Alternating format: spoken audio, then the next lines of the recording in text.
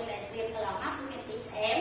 ប៉ុន្តែថ្ងៃនេះអ្នកគ្រូលើកតែ verb to be មួយទេគឺ is យកមកបង្រៀនអូនចាហើយថ្ងៃនេះយើងនឹងរៀនអំពីអ្នកគ្រូមានលំហាត់មានឧទាហរណ៍ចាឧទាហរណ៍របស់អ្នកគ្រូមានប្រយោគស្រស់ប្រយោគសំណួរហើយនិងប្រយោគចំណោយឬគ្រាចម្លើយអញ្ចឹងប្រយោគស្រស់របស់យើងសញ្ញាបូកគេហៅថា positive form ប្រយោគស្រស់របស់យើង he is a firefighter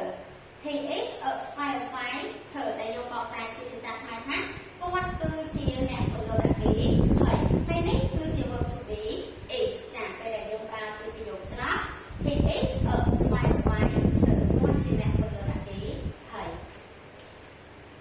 ទី2ជាប្រយោគសំណួរអញ្ចឹងប្រយោគសំណួរពេលដែលយើងប្រើនៅក្នុងការសរសេរយើងប្រើជាមួយនឹងការសរសេរគឺយើងត្រូវដាក់ question mark បើសិនជាបងប្រើប្រយោគសំណួរត្រឹមត្រូវហើយប៉ុន្តែអត់មាន question mark អត់មានសញ្ញាសួរគឺនោះមិនត្រឹមត្រូវនោះទេចាសម្រាប់ការសរសេរអញ្ចឹង verb to be is វាមានលក្ខណៈពិសេសដែលវាអាចបង្កើតសំណួរដោយខ្លួនឯងដែលវាអត់ចាំបាច់ត្រូវការជំនួយពី WA question ឬមួយក៏អីមកទេគឺអាចបង្កើតសំណួរដោយខ្លួនឯងបានអញ្ចឹងពេលដែលយើងចង់បង្កើតចេញជាប្រយោគសំណួរគឺយើងគ្រាន់តែលើក verb to be is មកដាក់នៅខាងមុខ subject ចា is he a firefighter មាន question mark ណាសម្រាប់ការសរសេរត្រូវតែមានសញ្ញាសួរ is he a firefighter តើគាត់គឺជាអ្នកពន្លត់អគ្គិភ័យឬចាយើងបដូរយើងដាក់ verb to be is នៅខាងមុខបូកជាមួយនឹង subject he បូកជាមួយ adjective a ហើយនឹងបូកជាមួយនឹង noun firefighter នោះយើងនឹងបានប្រយោគសំណួរមួយដែលត្រូវ is he a firefighter តើគាត់ជាអ្នកពន្លត់អគ្គិភ័យឬអញ្ចឹងបើសិនជាយើងមើលរូបភាពនេះគាត់គឺជាអ្នកពន្លត់អគ្គិភ័យហើយឯកសណ្ឋានក៏ដូចជារូបរាងការស្លៀកពាក់ក៏ដូចជាឧបករណ៍ដែលគាត់ប្រើប្រាស់ហ្នឹងគឺទាញបានថាគាត់គឺជាអ្នកពន្លត់អគ្គិភ័យអញ្ចឹងបើគេសួរថា is he a firefighter យើងឆ្លើយ yes he is ចាយើងមើលរូបភាព yes he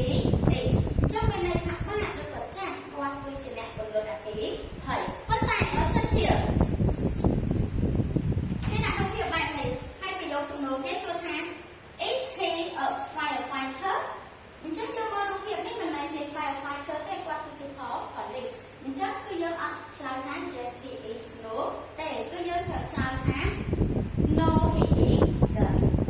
no he isn't ទេគាត់មិនមែនជាអ្នកពន្លត់អគ្គិភ័យនោះទេពីព្រោះរូបភាពរបស់យើងគាត់គឺជា police ចាអរគុណចាំដល់ឧទាហរណ៍ទី2ចាយើងប្រើ verb to be is ដែរតែយើងប្រើជាមួយនឹង subject C អញ្ចឹងប្រយោគស្រោបរបស់យើងសញ្ញាបូក positive ប្រយោគស្រោបរបស់យើងគឺ she is a student she is a student នាងគឺជាសិស្សចា subject verb to be is ស្គាល់អត់ហើយនឹង noun student she is a student នាងគឺជាសិស្សពេលដែលយើងចង់បង្កើតជាប្រយោគសំណួរយើងលើក verb to be is ដាក់នៅខាងមុខ subject C is she a student ចាហើយយើងត្រូវតែមានសញ្ញាសួរ is she a student ដែលយើងលើក verb to be is នៅខាងមុខបូកជាមួយ subject adjective ហើយនឹង noun student is she a student ដែលយើងបកជាភាសាខ្មែរថាតើនាងគឺជាសិស្សឬចាយើងមើលរូបភាពតើនាងគឺជាសិស្សឬអញ្ចឹងបើសិនជានាងគឺជាសិស្សគឺយើងឆ្លើយ yes she is yes she is ប៉ុន្តែបើសិនជារូបភាពហ្នឹងគាត់មិនមែនជាសិស្សទេនេះអ្នកគ្រូរូបភាពអ្នកគ្រូចាអ្នកគ្រូគាត់កំពុងតែធ្វើ lesson plan អញ្ចឹងបើសិនជាគេប្រយោគសំណួរគេសួរថា is she a student ប៉ុន្តែរូបភាពនេះគឺជាអ្នកគ្រូដែលកំពុងតែធ្វើ lesson plan អញ្ចឹងគឺយើងឆ្លើយប្រយោគឆ្លើយចម្លើយ no no she isn't no she isn't ទេគាត់មិនមែនជាសិស្សនោះទេពីព្រោះរូបភាពរបស់យើងជាគ្រូបងរៀន